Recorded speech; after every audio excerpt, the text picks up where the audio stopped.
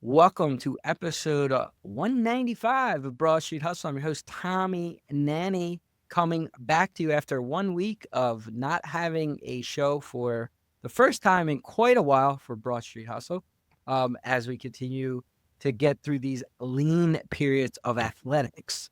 Now that football's over, baseball has not started yet. Flyers are not an organization, and either are the Sixers. So we're trying to create ways to entertain everybody listening. And I think we got a show for you tonight. Let's go around the horn of who we have, and then we'll get into what we're going to do. As always, Jason Seattle. What's up, Tom? Jason, what's going on? And Jimmy the Chalk. What's up, Tom? What's up? Just the three of us, as always. Kind of what it's been for quite a while. Like I said, kind of a lean show. We're going to do a little Eagles free agency as it does start on Sunday, I believe, or is that the legal tampering or not legal tampering? I always forget all the terminology, but basically kind of the March 1st is when free agency starts. We're going to go through some of the Eagles players, their own players of who's on the team and is free agent and what we think stay or go or what direction they may. And then we're going to handicap the late pick 4 at Gulfstream that does end with the Fountain of Youth as we continue our road to the Derby here in late February, early March, up until the Derby and so on. Side note, so it was about 3 weeks ago now. It was before our Super Bowl show. I don't remember when we did the fairgrounds races, but we all gave out a pick 4 in some way. Very similar, but different in ways. But we all hit it. We had a combination that allowed all 3 tickets to hit. So hopefully, if anybody did play, you followed along in combined tickets or played a ticket and you hit. I think we might even hit the trifecta in every race. So good start to the Derby, road to the Derby for Broad Street Hustle. Wasn't the most, big tip. The profit wasn't huge, but it did hit. So, I mean, sometimes you can only play what's in front of you. So hopefully we could do the Gulfstream late pick 4 that ends with the Fountain of Youth and do the same thing, repeat it again.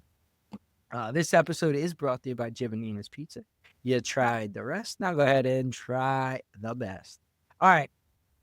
Eagles free agency. So, again, only wrote down the players that are free agents for the Eagles. So, I mean, if you wanted to say a guy that's on another team that's free agent or somebody that's going to hit the pool and you think the Eagles are going to take a run at them, feel free. I only wrote down the Eagles free agents. I wrote down every single one of them.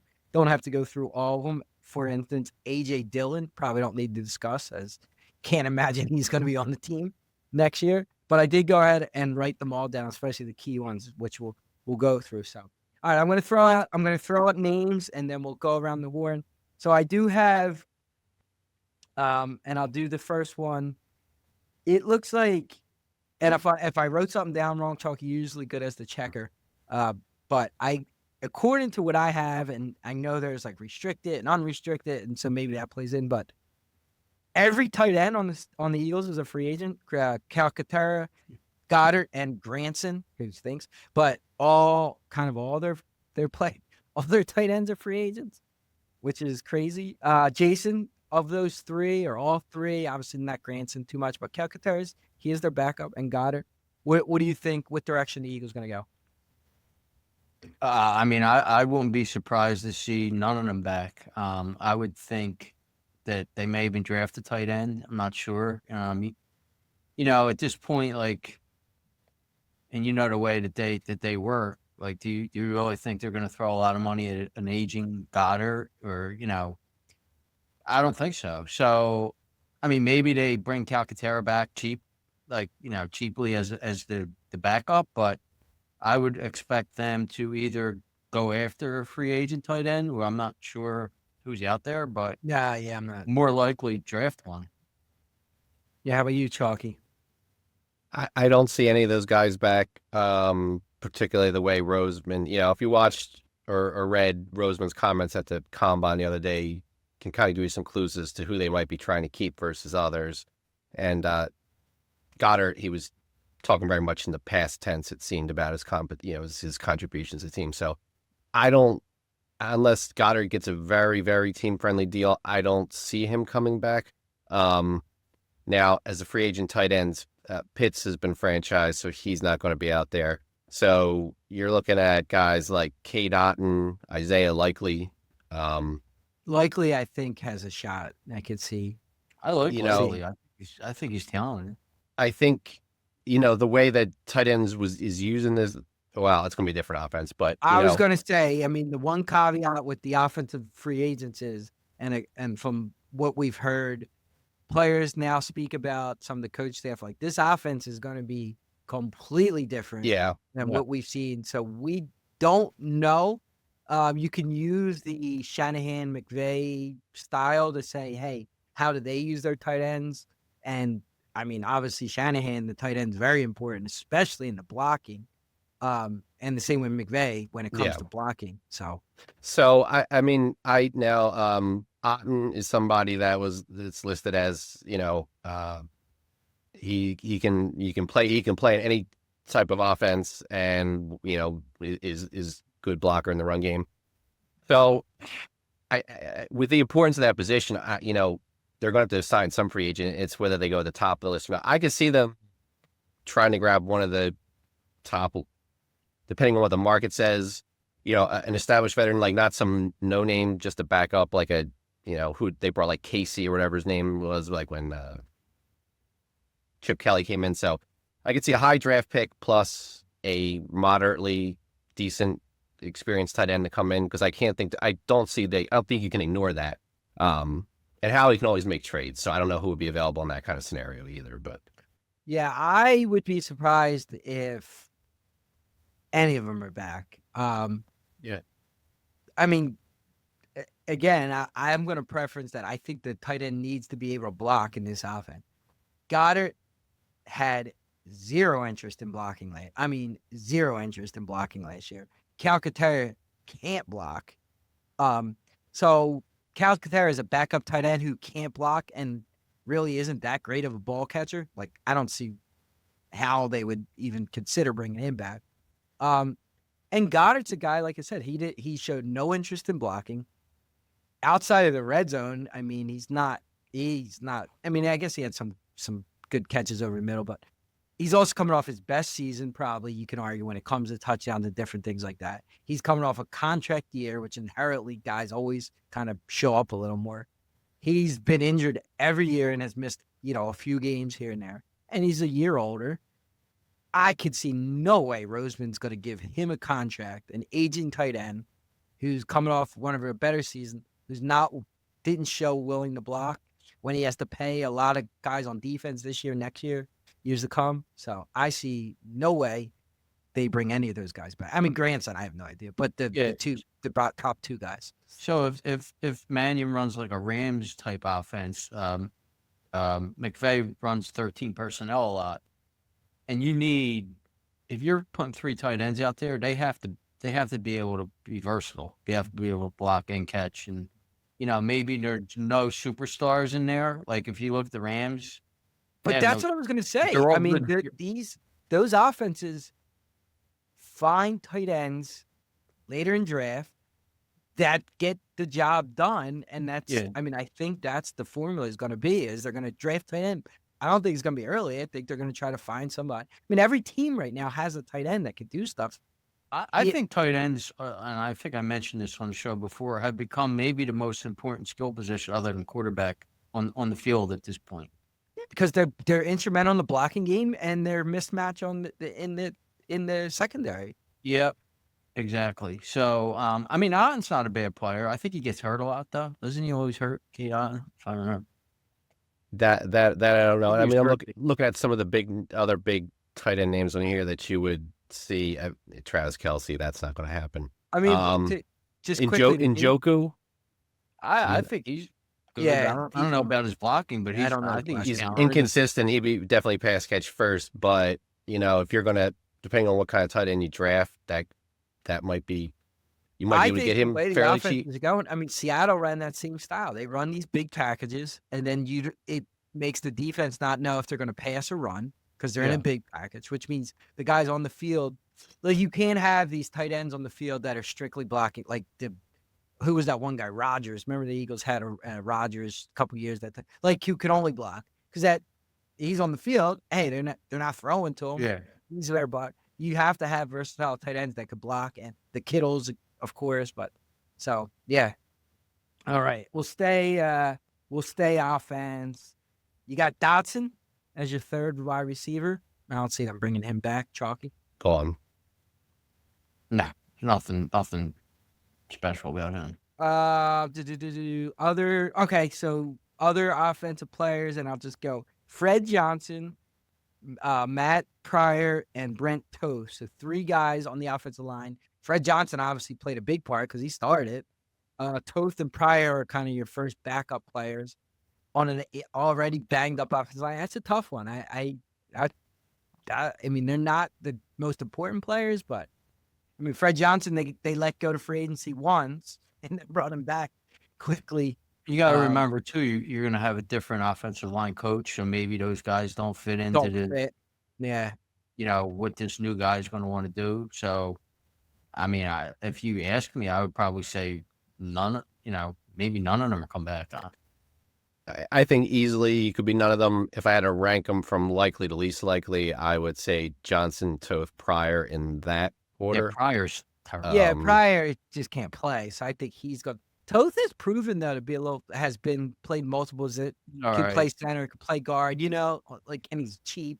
So I could see him coming back just as a non-issue. Fred Johnson played a big part. I mean, if they trust him and Johnson's coming back and Johnson has his injury history, obviously, maybe. But again, the offensive line coach play a big part. Isn't it clear to you guys that they're either drafting a tackle or a tight end?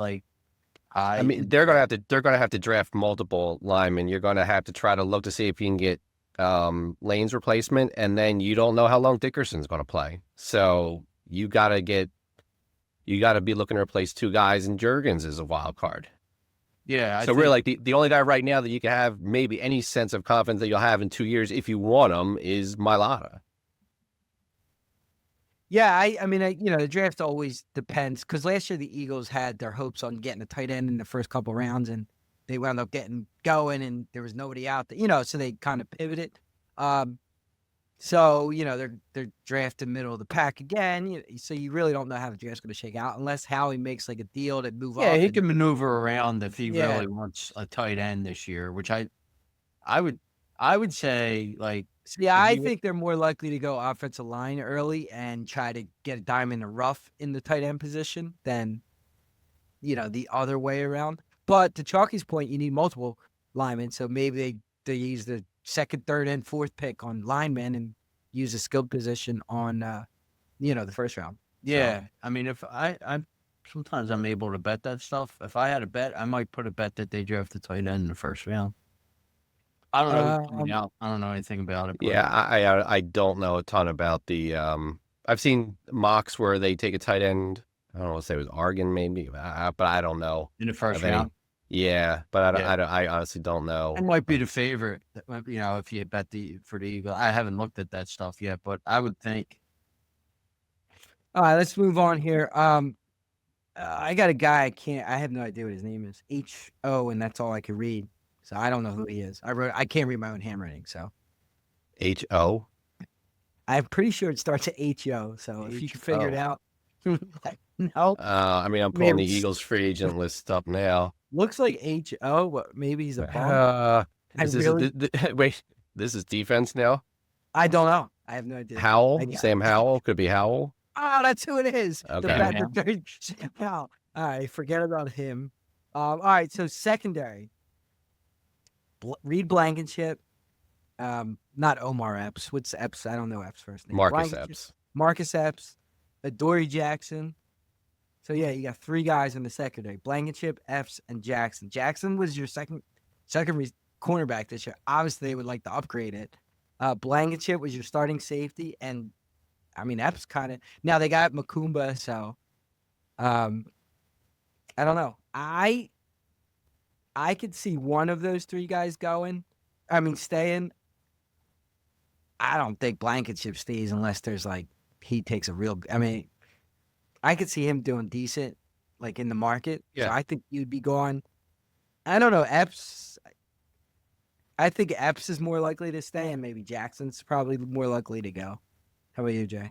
I I don't know if any of them. I mean, maybe I'm just being pessimistic. Like, but I don't think any of them are coming back. Like, I think they would obviously want Blankenship back, but I think, like you said, he's going to get paid, and they're not going to be willing to probably pay what he's going to get on the market.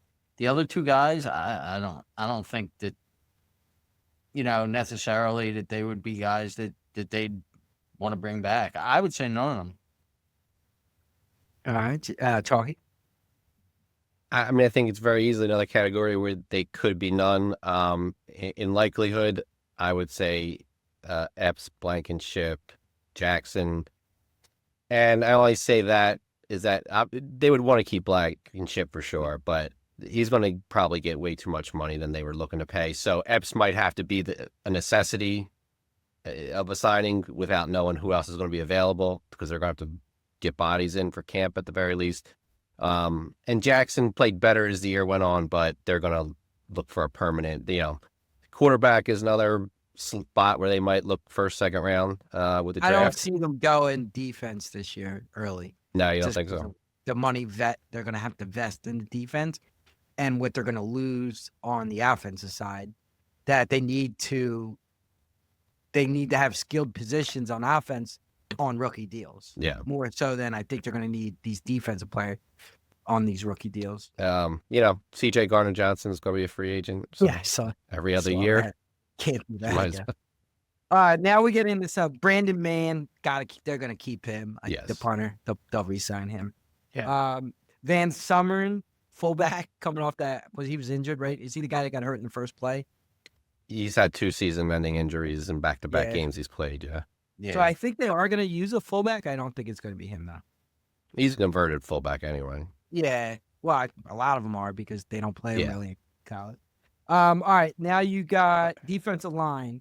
Ojolari, Okunrakwa, Uche, and then Jalen Phillips, who's the bigger name of all of them. Jason?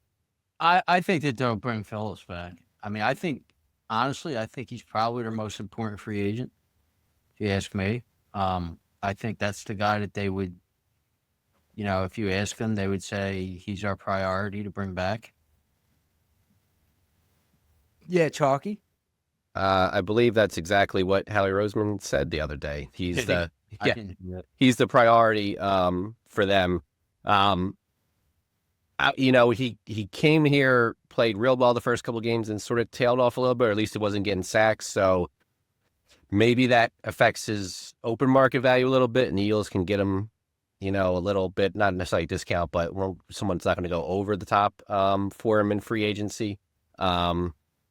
But a couple of the rankings have him very high, so he'll be in demand. I think, yes, I'll say that they find a way to bring him back unless somebody blows him away with a ridiculous offer. I don't see any of those other guys. Uche barely got any playing time. Okunaronico, barely. I don't even remember him playing. And then you had Ojolari. Yeah. He didn't play. Yeah, no, so.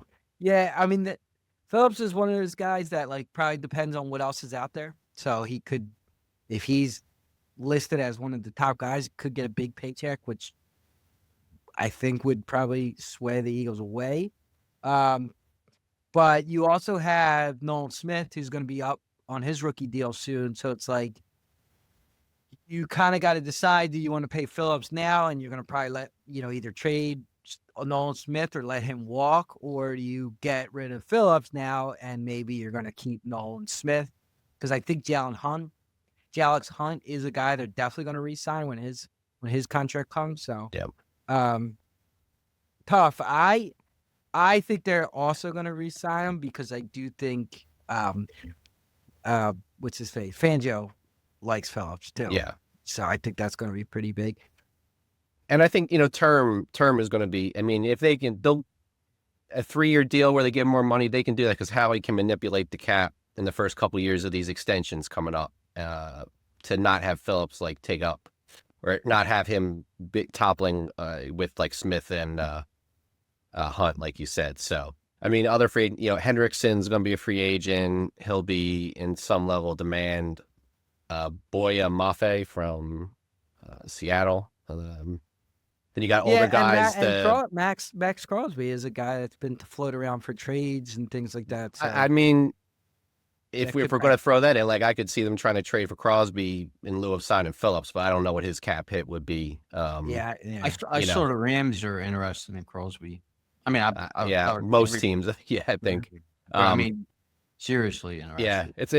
it's not a banner year for edge guys, at least with a lot of name value. So there could be good guys in here that you just Khalil Mack's going back on guys that aren't at the top level. Joey Bosa, I guess, Yeah, who's you in know what Buffalo though? this year. That era of line, like your DNs are kind of going away. I mean, those types like they're all getting old, right? Those names have all gotten old. The Max, the Boses, Yeah. the Millers, like Seattle was dominant on the line. You probably couldn't name the four guys that were on the offensive line, the defensive line for that. Like it's kind of a position I that mean, is the not. two guys I knew was because they were established elsewhere. It Yeah, was Leonard Leonard Williams. Williams and Lawrence came from other Right. teams or whatever. But the other guys, yeah, I mean, So, um, and then I saved Dean for last. So Nakobe Dean, I personally do not see them signing him. They just signed Vaughn to a big deal as a linebacker last year. Trotter Jr. actually looked decent in the little bit of games that he played where he could be coached up.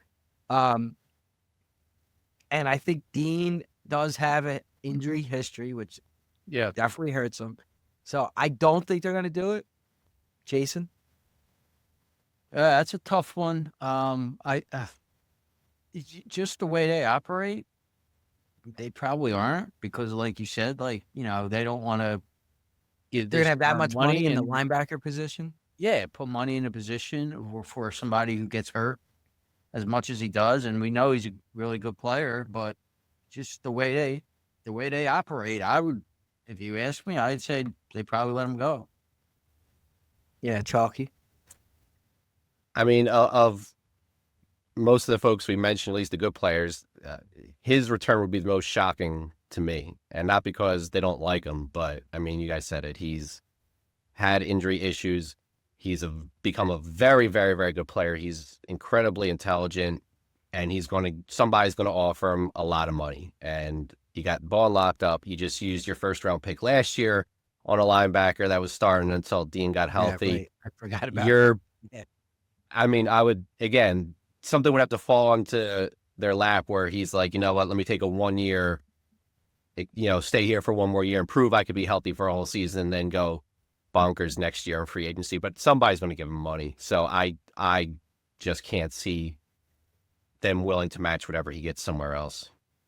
Yeah, I would have to agree. All right. And then lastly, before we move on to Captain, does anybody think A.J. Brown plays for the Eagles next year? Anybody? I say 60-40 he stays. Yeah, I kind of think so too, to be honest. Do you really?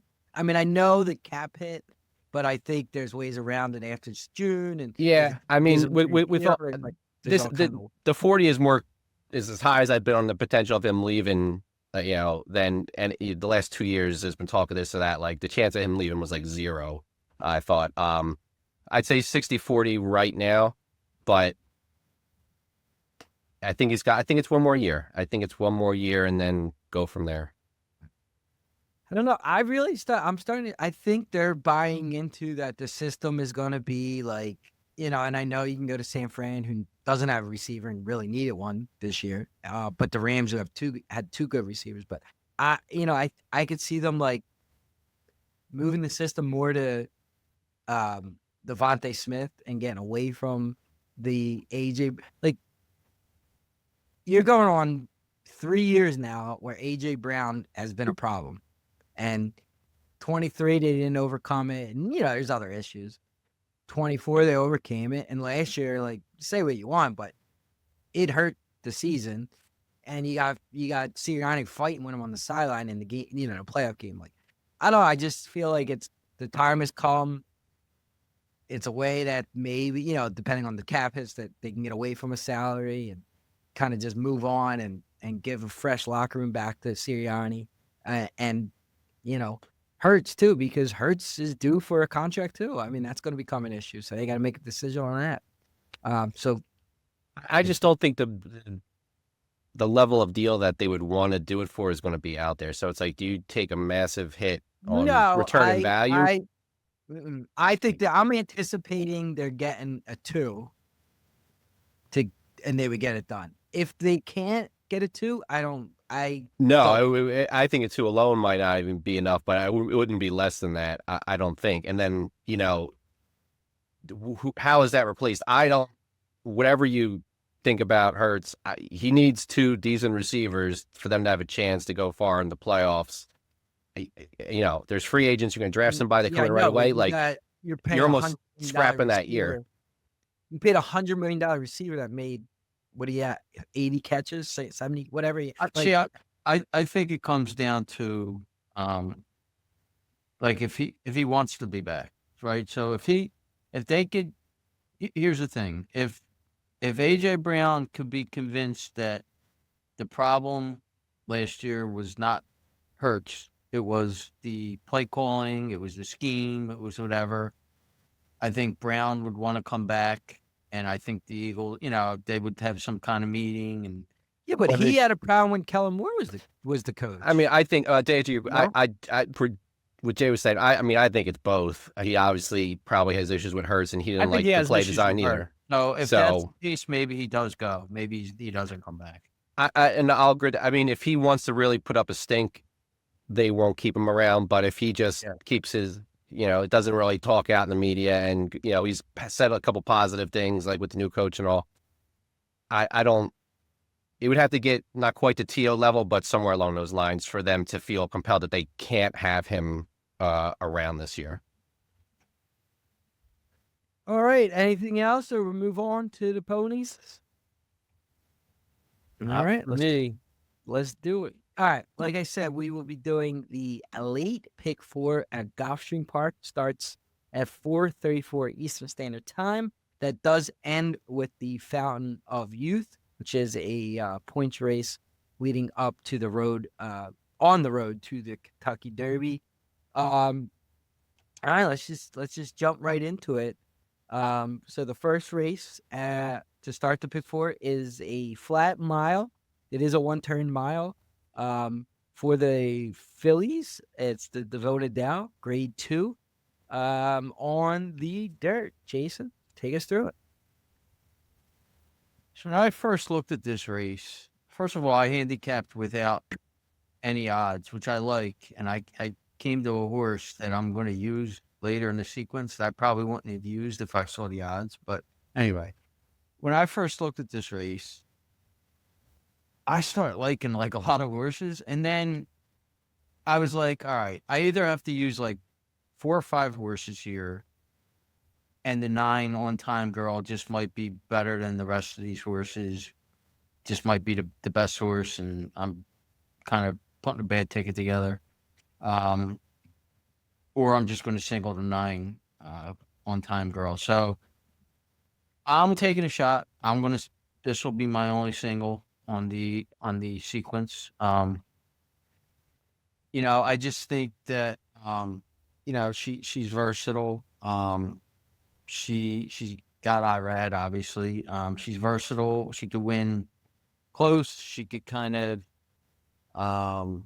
she's let me respeak this, rephrase this. She's going to get a good trip. She's going to sit, second or third, and she's going to get a good trip. She'll have some speed to kind of sit behind.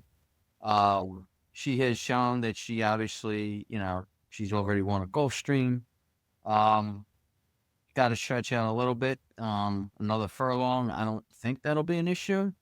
But listen, I wouldn't be surprised if the 5, I forget the name here, Imperatress.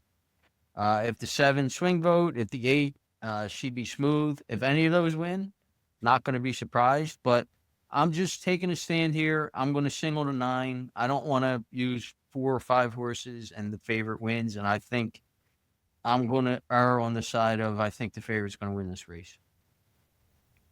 All right. So I originally handicapped this without odds, which I didn't know the odds when I first did it, and there was a lot of horses that I'm just trying to remember exactly what you said, Jason, because literally it's exact word for word. Yeah. I was like, I had a bunch of horses, and I said, you know what, this 9 horse is gonna sit that perfect stalking Yeah. outside trip, which wins these mile dirt races at Gulfstream, and I can go back to, I want to say not last year, maybe the year before, there was a horse that was the 9 horse in the Devona Dow that sat outside stalking trip, won it like 8, 9, 10 to 1 or whatever it was. I watched a bomb win in I think the Devona Dow a couple years back. That was an outside stalking. I see Irod was on the 8, goes, sticks with the 9. Yeah. The horse has never run with Lasix, so it's no, like you look at Swing Vote, the horse, no Lasix, goes on Lasix, now has come off of Lasix. Yeah. But like, I didn't want to spread. I'm spread in other parts of this sequence because I thought the turf races were kind of tough. And I said, in order for me to put a tick together that I could play, I got to just take the shot and single. So I also singled the 9 here. And the horse is 9-5 morning line once I saw the odds. So obviously not out of thinking out of the box here. It's the horse that's going to lay over the field when it comes to the odds. But one horse that I did find interesting, and again, I'm single, was the 4 Omaha Bay. That works. He does not fire first out. So anytime his horses do win first asking, you kind of keep an eye on it. I love that the horse ran in December, wins first out, maybe opens Wilkes' eyes a little bit and says, hey, this horse can run. Doesn't throw him into an optional claim or an allowance, waits for, a grade 2 that's on the road to the Oaks for these fillies and says, let me take the shot. Doesn't go around 2 turns, stays around 1 turn. So I do like the 4, especially in the exotics or even as a backup, maybe if there's scratches throughout the sequence and I could play a cheaper ticket. But I did go ahead and single the 9. Sharky? Yeah, I'll just cut and paste you guys' audio. I mean, it was down to a single or 4 horses. I'm singling 9. All right. So this is a sequence that it can be over quick for Broadsheet Hustle, or we all move on and we have probably some coverage as these races do go on. Yeah, I All like your 4, even though I didn't mention her. And then also I thought for the board, the 6 might be a good, horse to kind of key second or third. Kind of like second at Gulfstream. Yeah, that jockey's actually has been, from what I've seen or read, he's not bad, huh? That Yeah. Egan. He was good at fairgrounds, and Yeah. he's a Yeah, I no might, real I might, background, I might mess but- around with that horse second or third. All right, let's move on. Race 12, 5:05 Eastern Time. It's a mile on the turf, the Honey Fox. Grade 3 event. Chalky, where are we at? So with my single on the first leg, I am spreading here. You look at the 2 favorites, the 9 and the 10. The 9 at least, is a grade 1 winner. So that they seem like that if they drew 3 and 4, you might look at this race. They'll definitely 9 and 10 at the mile race where it starts near the turn. Not necessarily ideal, but those are 2 horses that obviously you have in the mix.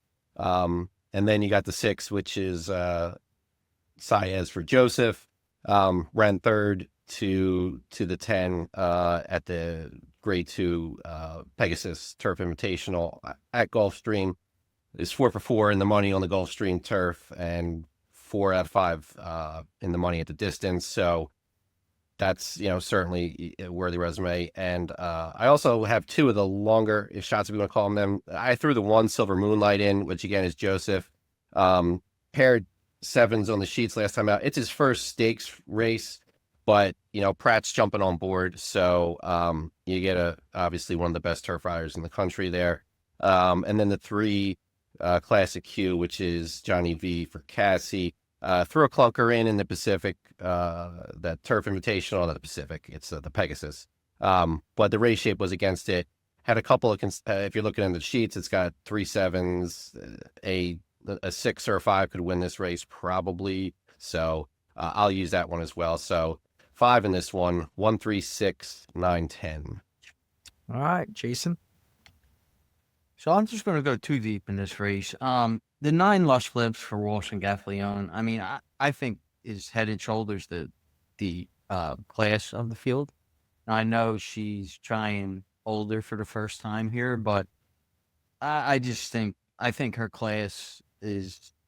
I almost singled here. I almost singled the 9. The only reason I didn't was I just the first time against older. I don't know, and she's obviously she hasn't run since November, so um, I also threw in the 10, and she's versatile. Lush lips, so she could sit off, she could close if she has to, she could be on the lead if she has to. Like she's a really good horse. I wouldn't be surprised. I mean, obviously, wouldn't be surprised if she wins, and I might even mess around with tickets singling her. But I'm also going to include the 10, Creval, Dioro, with D'Angelo, and Irad. It's a huge jockey upgrade, obviously. With Irad jumping on here, horse has proven to like Gulfstream. Has got the distance. Has some class. Has run in some decently in some graded races. So. Just as a saver, I'm going to throw the 10 in. But I'm only too deep, 9 and 10. Yeah, I mean, I did sing on the first leg, so I wasn't afraid to spread a little bit. I'm similar to Jason, where the 9 could just win this race and should have been a single. And I mean, ran 5 times with Gaffleone, has never finished 3 wins in 2 seconds. So, like, even if the horse don't win, probably going to be there in the photo at the end. And maybe it's just the horse that does win gets a slightly better trip, especially with these turf races. But the 9 post at a mile and the turf isn't the greatest post, so could certainly happen. Also use the 10 horse. Like if you're not going to single the 9, you got to be crazy not to start using the logical horses here. They kind of just go back and forth. They're interchangeable. So I did use the 10. I also had that forced me to use the 6 as well. The Safi horse, the other the third choice, speed, Saez, Safi, Joseph, like easily could get on the lead, steal the race, win. And then the 1 horse. So I was kind of those 3, and then I said, let me throw a horse, maybe blow it up a little bit.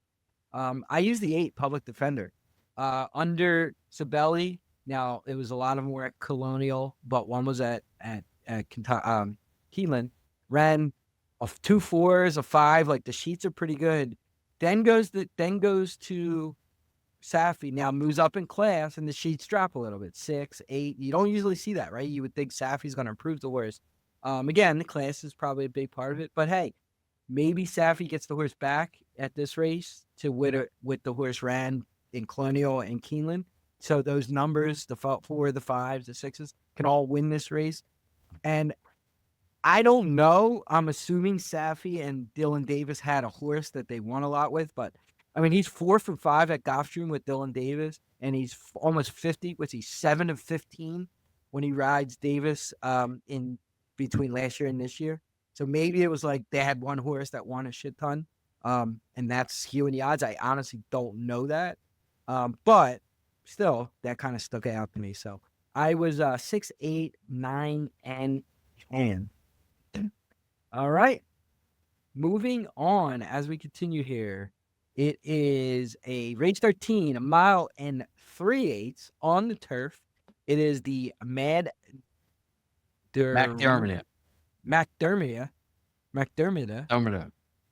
Okay. Stakes. It is going off at 5:36. It is a mile and 3/8. I'll say it again, a mile and 3/8 on the turf. So kind of a longer turf race, which can be very difficult, and a lot of times are jockey races. So tough. Jason, what did you think? So this is my spread race. I'm going 6 deep here. I mean, listen, my top choice. I know the 5 has second-itis and stuff, but isn't he like the class of the field? I mean, he's just run in graded stake race after graded stake race, and I know he hasn't been winning, but I mean, you have to use this horse here. he's like I said, he's ran this distance 4 times. He's finished second 4 times, so he just might be a horse that's going to get second. But again, if you look at his class, I like looking at class in the turf races, and I have to use him. I'm going to use him up top, but I'm going to use 5 other horses. The 6 Anagata, jock upgrade to IRAD. Maker has not been good in graded stakes.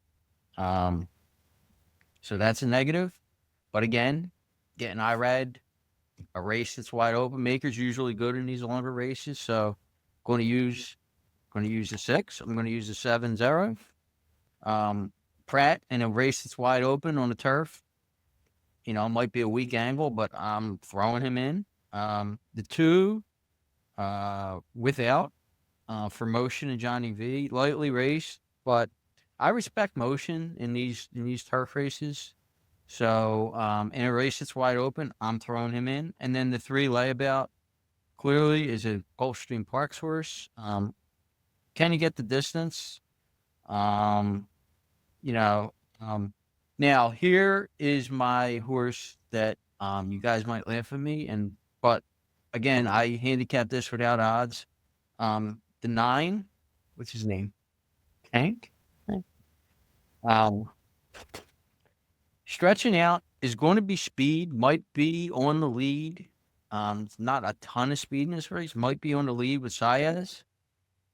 I don't know. I thought he had a chance when I looked without odds. Then I saw he was 30-1. I was like, oh, maybe he don't have a chance, but I'm going to use him. So I am 2, 3, 5, 6, 7, 9. All right. Yeah, I would laugh at you, but that's okay. I mean, can't ever laugh at a 30-1 horse. Yeah. The horse is never in the graded races not shown up. So I think that's why, but yeah, 31, you can't argue with that. I was not terribly different. I didn't spread as much. I only went 4 deep.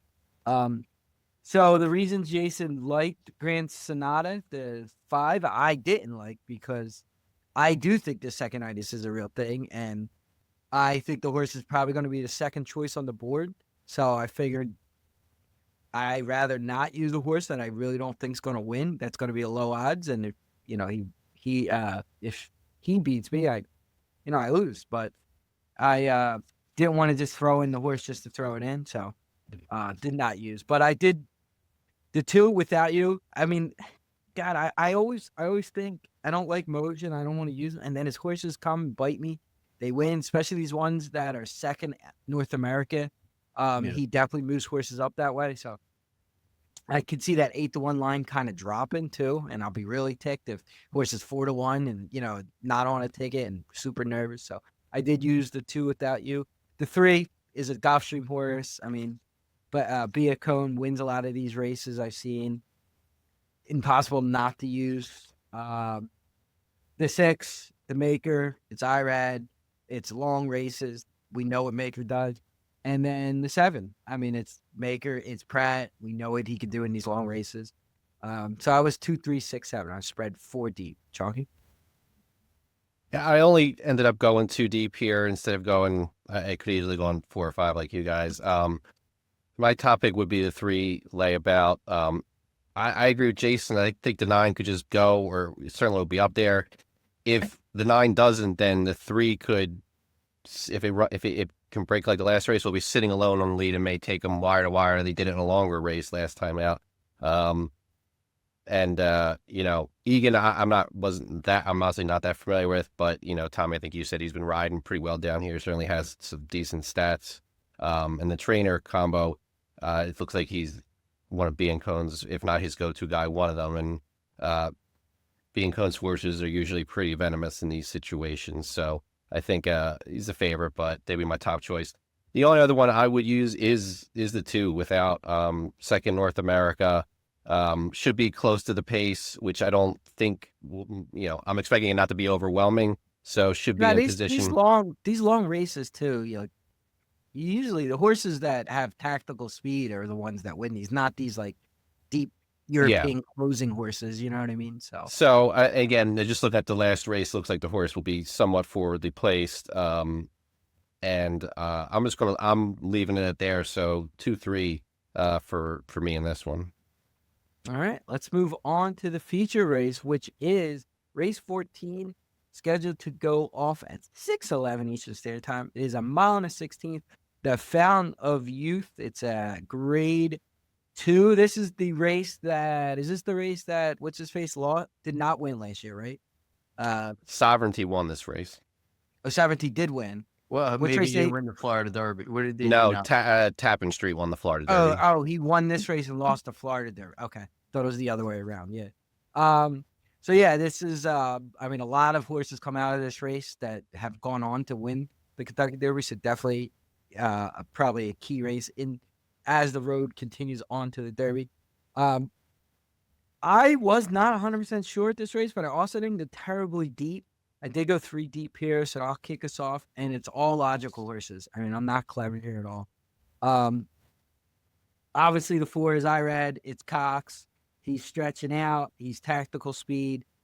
Another one that should sit kind of a perfect trip, and the horse just has to be good enough. Has been the favorite in every one of his races, and has won 2 of the 3, and the last 2 has won very impressively. The other one is the Mod horse coming off first race, ran a very good sheet, ran a 4, stretching out. Alvarado, I've seen Mott make this move before and won. And then the other one is the 7. It's Chad Summers. It's Kendrick Carmouche, which nobody's going to jump up and down with that combination when it comes to these like road to the Derby races. But look, the horse ran a 2 on the sheet. How do you I mean, like, I know it was on the lead. I know it was at Aqueduct.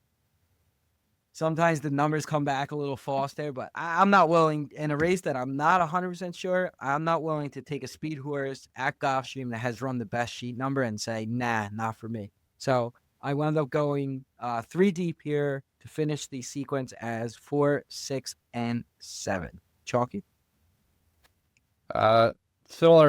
Similar thinking, 3 horses, although not identical. I do think the pace is going to be too hot up front, so the logical speed behind it, or the tactical speed behind it, is where I'm going. So for me, it's the 4. You'd mentioned it. The 6, who I actually wanted to make my top choice, but in reading the notes, they originally wanted him in an allowance race. That didn't fill, so they're running him here. Right. Mott's not going to run him in a grade stakes just for the sake of it. Obviously, he thinks he has talent, but it wasn't necessarily their first choice. He could be that good. And then the 5, Bravaro, who ran a distant second, but second to Nearly in the Holy Bull here earlier this year. Paired 7s, and Safi can win these races at Gulfstream. The 10 might have been somebody I considered if he wasn't going to be right on the lead with some of these other horses, and he's not going to be the best of the speed there. But I'm going 4, 5, 6. Yeah, the 10 was one that it's a tough post, and I can't get past the horse has not improved the sheet. It's 5, 5, 5. Like 5, I don't think wins this race. So It may not. Jump but up. I But- hear that that's a good pattern. Like when you not only you pair it, but you triple pair it. Like you could be moving, especially for a 3-year-old, you could be moving. So Yeah, I'm giving maybe. away one of my horses. Yeah. Well, yeah. I also, as the 10 post, it's not It's somebody tough, I bet. Yeah, at Gulfstream Park. Yeah. But Jason, go ahead. Well, I'm only 2 deep here. And the reason I'm only 2 deep is I really like the 4 a lot, and I even bet this horse last week in the or whenever the future was. It was last week or the week before, I forget. I got like 25-1 or something on him. But like again, this is a race that I handicapped without odds. We did have the sheets for it. There are a few horses that have really good sheet patterns. 4 is obviously one of them. It's Cox and Irad. Like I said, I think he's a live Derby horse. He needs some pace. He should get it. I think he kind of runs like a style that could win the Derby. But I'm also going to throw that 10 in. I do like that pattern, like I said, Tom. The 555. They're good. They're good numbers for a young horse to run, and he's tripling them up. He might be. Listen, he might run another 5, but he might jump up, and run a 2 or 3. It is a tough post. It's Safi. Who knows what's going to be in the horse? It's Gulfstream Park. The horse looks like he's fast. I'm throwing him in, but I really like the 4 a lot. So I'm 410. Yeah, one thing to note too, Chalky, and you guys might have heard something, but your 5 horse is entered to run somewhere else, so No, I think he's in this race. he's definitely okay. Yeah, I didn't know that for I, sure. I did hear what Chalky heard about the 6. Mott did not want to run in a graded stakes. He wanted to put him in an allowance, but there was no allowances for him. Yeah, Okay. I'd learned that stuff sometimes bites you in the ass. So you could. play what you think. The other thing, a little disclaimer, what I would like to say is, I mean, you go through these GPs. Pletcher and Safi have half the fields, and That's why I said, like, even- I'm not going to use a Safi Joseph horse that I think has talent at Gulfstream Park, because you know what happens. So that's why But I was going to also say, Gosham, you get a lot of scratches. And we've been on this podcast and have given out picks that completely get dismantled by scratches. And, you Yeah. know, not only does your horse scratch, but a scratch of another horse greatly affects the pace of a race that, we didn't have or something. So just a disclaimer, it's not a cop out, but I've seen it over and over, especially Gosham, that these races, you look at them on Thursday, and then come Saturday, the fields look completely different, and it kind of just screwed up the entire sequence. But I'm going to use that excuse if it loses, but if we win, I'm not going to mention it ever again. So, I mean, that's just the way it goes. Anything else? pick 4s. Yes, forgot about that. Yeah, that would help. That would help. Jason, you can kick us off. Yeah, so I'm going to have $1 pick 4 for $24. Race 11, I'm going to single to 9. I forget the name. One Time Girl. Race 12, I'm going to go 9-10. Lush Lips and Crevel de Oro. Not going to name all the horses in race 13, but I'm going to be 6 deep. 2, 3, 5, 6, 7, 9. And then race 14, I'm going to go 2 deep to 4 Commandment, 10 Solitude Dude. So for $1, that's $24. All right, Chalky. First leg, single to 9. Second race, 1, 3, 6, 9, 10. Third leg, which will be race 13, 2, 3. And in the last leg, 4, 5, 6 for 50 cents. That's $15. Hit it as many times as you want. All right, and I think, I think I got $1. It's $48. Play for 50 cents, $24, whatever you want to do. But I was single to the 9 in the first leg, 4 deep second leg, 6, 8, 9, 10. 4 deep third leg, 2, 3, 6, 7, and then finished with 3 deep, 4, 6, 7. So I believe for $1, it's $48 under 50, and you can play it for 50 cents, $24. All right, another sequence we all can hit. So let's end it, in different ways, but we definitely all could hit the sequence. Hopefully, we have another good showing. Next week, we'll do our baseball preview show. So heavy on the Phillies, but also around the league, some predictions when we go throughout the divisions, maybe some futures, awards, and different things like that. We'll kind of do who do we think is going to win the World Series, etc. So usually a good show.